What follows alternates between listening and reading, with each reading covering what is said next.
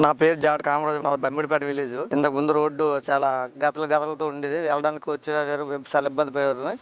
వర్షం వచ్చేసరికి చాలా గతలతో ఉండడం వల్ల ఈ పిల్లలు అటు ఇటు వెళ్ళేటప్పుడు బండి మంది జారి పడడం,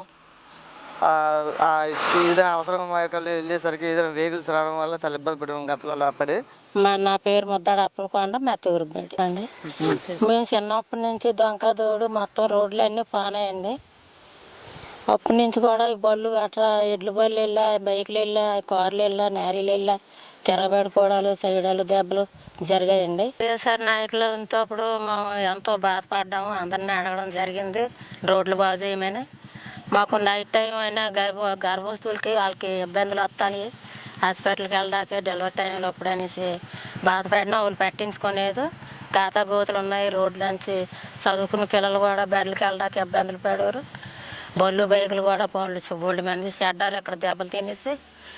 మేము ఎంత బాధపడినా ఎవరు పట్టించుకోలేదు. ఇప్పుడు మేడం గెలిచి ఇక్కడ నుంచి కంచేటికి వెళ్ళిన దాకా రోడ్డు వేయడం, ₹1 కోటి ఖర్చు పెట్టి రోడ్డు వేయడం జరిగింది. ఇప్పుడు మేడం వచ్చిన తర్వాత రోడ్డు అనేది చాలా నీట్గా వేయడం జరిగింది. మేడం వచ్చిన కానీ సంక్షేమ సౌకర్యాలు బాగున్నాయి, రోడ్డు బాగుంది. మేడంకి థ్యాంక్స్ చెప్పుకుంటాం.